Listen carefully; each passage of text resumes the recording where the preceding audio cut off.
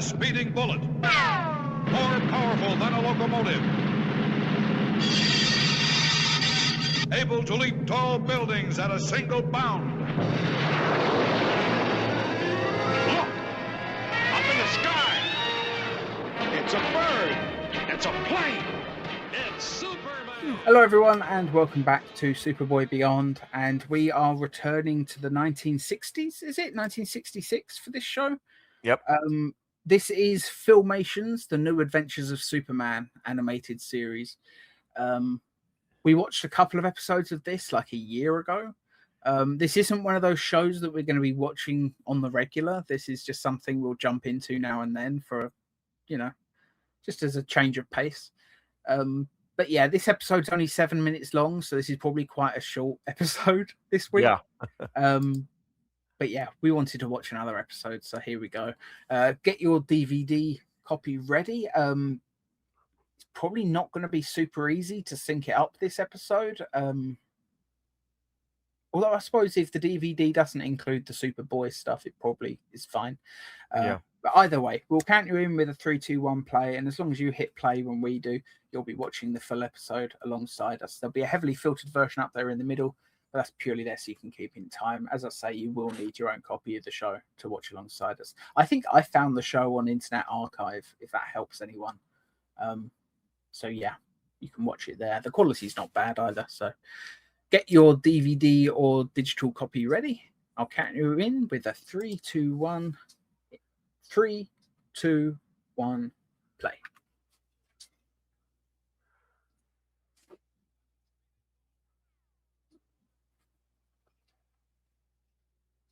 It is interesting that by this point they're still using the same lines from the George Reeves show, Which were originally used in the radio show too. Yeah.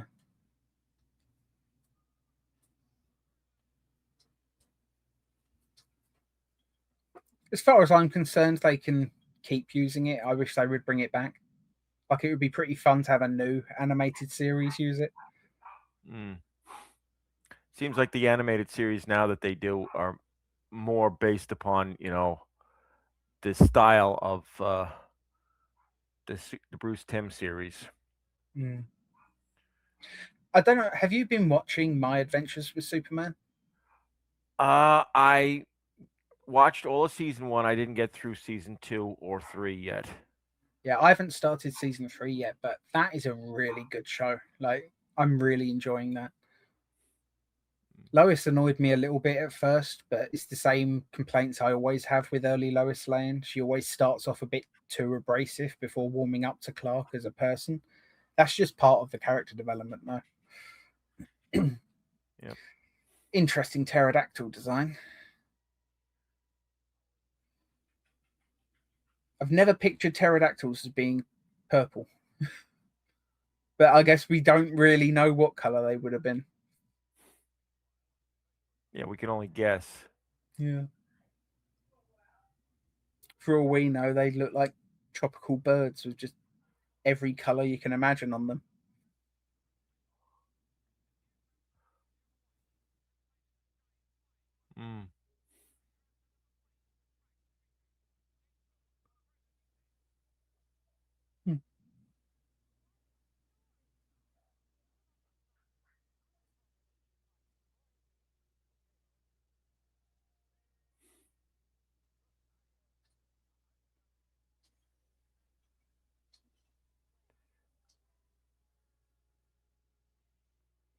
God, I wish I had the attention span to do animation, because every time I see like a Filmation thing, I think you can see where all the corners were cut. Yeah. Part of me wants to make an animated series, but I don't have the attention span or the artistic talent. I mean, I'm not the worst artist in the world, but I'm certainly not good enough to be able to do stuff like this. That's for sure. And this, again, remember, this is early Filmation. This is not what they eventually became with shows like He-Man and She-Ra and Brave Star and the Lone Ranger. They started cutting even more corners, did they? No. They actually got better. Oh, cool. the I appreciate quality that. the quality of the backgrounds got more intricate. The the way that the people moved was more realistic, but that's because they were using rotoscoping at that time. It's fair enough. All I can think though is just, man, I wish I miss the Ruby Spears Superman. Like, this is good, but Ruby Spears was better. I would say this, for early Filmation, this is very good. The next step up from this is, of course, Hanna-Barbera's Super Friends, and then of course, that leads us into the final season of Super Friends when it became the Superpowers team, Galactic Guardians, Mm. and then that bridged the gap to Ruby Spears, the quality wise. Mm. I appreciate that they're keeping the episode action packed, but I don't know. Part of me just wishes they had just a little bit more money to spend on this show. But I feel that about a lot of animated shows, to be honest. And live action, to be fair. It's the same complaint I have about Superboy. I wish they had more money to play with. Yeah, maybe if Ilya had done what Gerard had suggested to us about merchandising, maybe they would have had more money. Yeah. They should have been releasing action figures and posters and pencil cases, lunch boxes, It's a Superman property. They should have had tons of merchandising by then. Yeah, but then again, Our remember kinds would have Warner looked. Brothers didn't want to really back the show. Yeah. I don't know. You look at stuff like, how merchandising just completely blew up for something like Star Wars. You'd think they'd take every opportunity they can to make some extra money. Yeah. Like, I'd love, like, a Superboy action figure like based on like Metallo and Bizarro, based on those versions of the characters. A tiny little Michael J. Pollard action figure that's half the size of all the other figures, just so he's in scale, Yeah.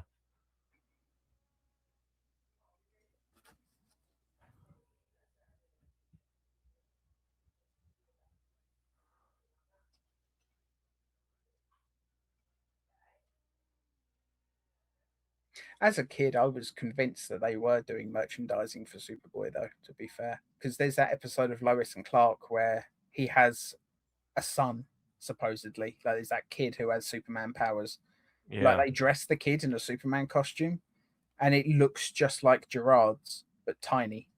And I swear it's like they wanted to reference Superboy or something, because the costume, it doesn't look like Dean Kane's at all. The colors are all wrong. The symbol is Gerard's symbol. I don't know. I'm really going off topic here, but yeah. Superman's fought a pterodactyl. That's pretty much all that's happened really this episode. Fought two of them, actually. There was two of them. I completely skipped over the second one. Yeah.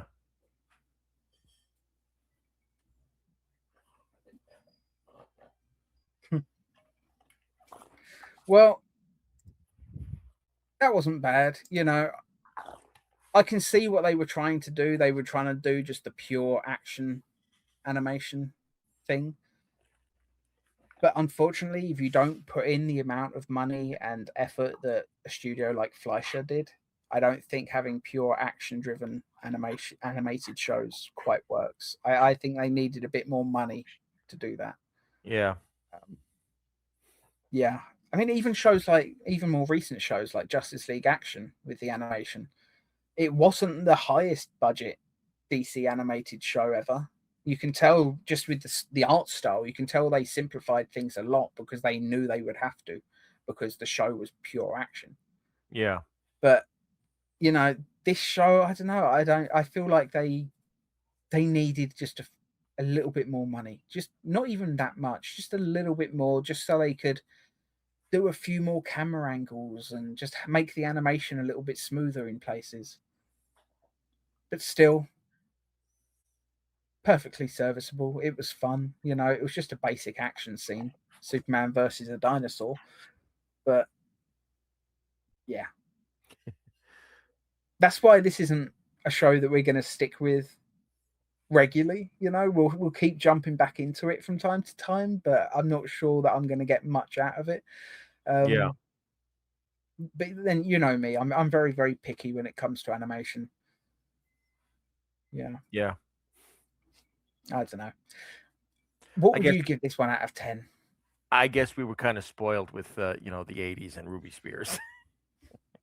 Ruby Spears, plus we've been watching the Fleischer stuff, and let's face it, I don't think there's any Superman animated projects that has animation as good as the Fleischer stuff. Oh, The only animated show I would say comes close in terms of overall animation quality for me isn't even the Bruce Timm Superman. It is My Adventures with Superman, the current one. Yeah. And that's just because the action is so well done on that show, because you can tell watching it that they took a lot of inspiration from like anime and stuff like that.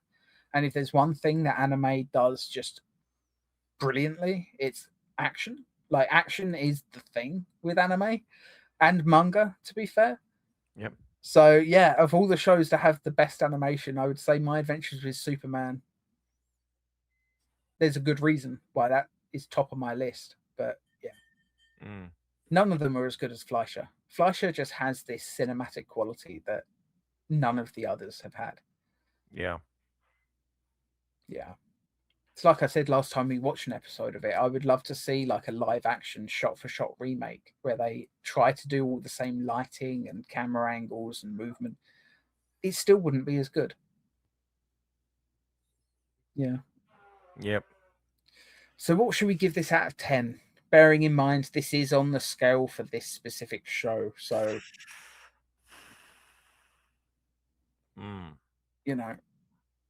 this is going to be a much higher score than the last George Reeves episode we watched. But yeah, I don't know. I don't know.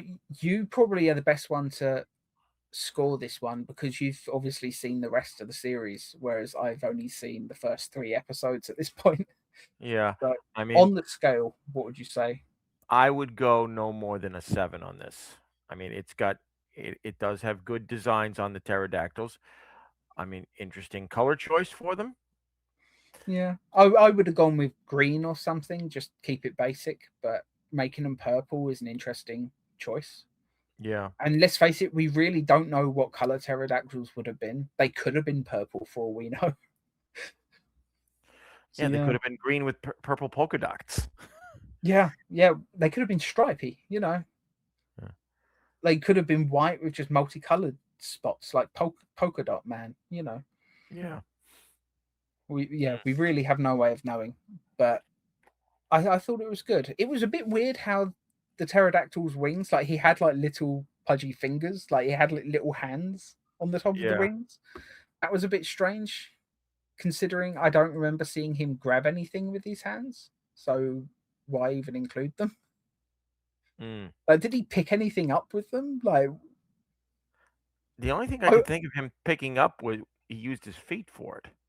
Yeah, so I don't know what was the point in having hands on the top of the wings. Like he just had these 2 little hands with stubby fingers just there, not doing anything. I would have just removed the hands entirely and just made it a little bit easier to animate. Yeah, that's one thing you could say I am just nitpicking about Hanna-Barbera. Yeah, and I am just nitpicking at the end of the day. It's probably partly because it's so damn hot in my room, which is why we're going to stop recording now. But yeah, the heat makes me a little bit irritable. So I guess I'm not quite as forgiving on the things I don't like at the moment. Yeah. But either way, 7, I think that's about fair. Just based on the 2 other episodes I've seen so far. I don't remember what we gave those, but I seem to remember quite enjoying the one about the mermen. Yeah, the mermen of was, Emor. Yeah. Which was Rome backwards, right? Yep. Fun episode. Wait until we get to see the Wicked Warlock, though. The Wicked Warlock. Okay. So at the very least, we'll be continuing with this show up until that point, because I want to reach this episode that Chris has said is his favorite, or at least did you say it's just your favorite from this season, or just in general?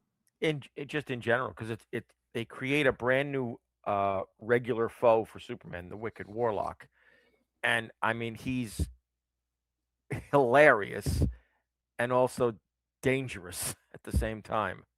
Cool.